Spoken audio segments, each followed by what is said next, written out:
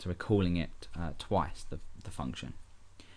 Okay, so now what we want to do is we want to place this result, which now equals the return data of validate email, into our email feedback span. So email feedback text result.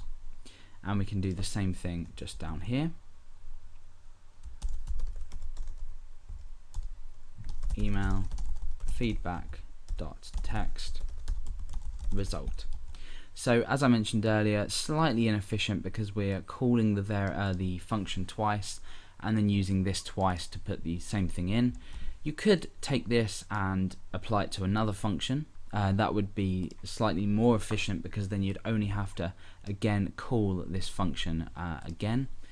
We might do that towards the end of the tutorial, but for now we've taken this result variable which has the contents of validate email, which has the contents of data, which come from the contents of email.php. So it's a slight slide of data here. And then we're applying it to email feedback. So let's go ahead and check this out. We click in, we get this message, we've seen that. As I start to type, we should be getting, okay, so it appears that something might be wrong here.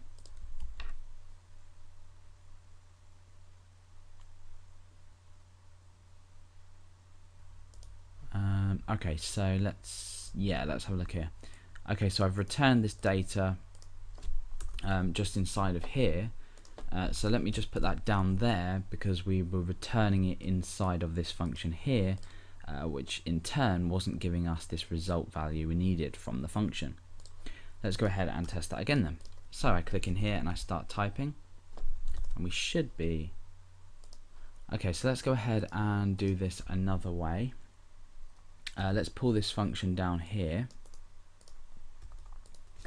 and let's in here create a variable called data returned, and that equal to data, and then we'll return data returned, and we'll just double check everything here. So yeah, okay, let's see if this works. No. Okay, so what I'm gonna do is I'm gonna stick to, I mean, this is version on JavaScript now. You should be able to see how lazy jQuery makes me. What I'll go ahead and do is I will just take the result here that we did before,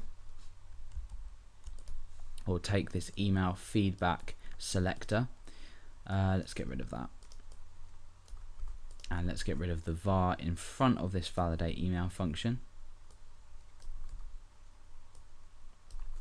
Okay, so I'll just go and explain what we are doing. Now what we're actually doing is removing the returned value of this function, and I'm just calling the function itself.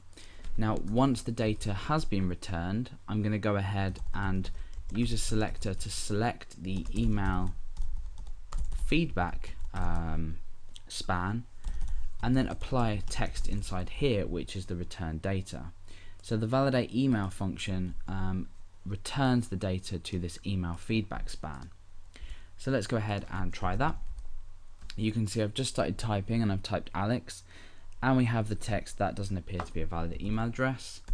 Then I go ahead and continue typing, and we retrieve this valid email address message. Then when we come away from it, you see that it disappears.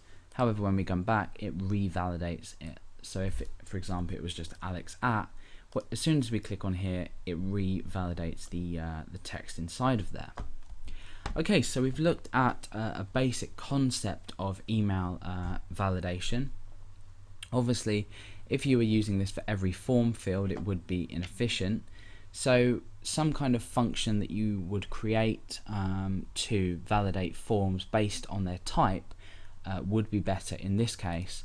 However, in this, we've just demonstrated posting data to our email.php file from Ajax using our post HTTP request, and essentially then returning the data and putting it into an HTML element here. So that's just some basic email validation in jQuery.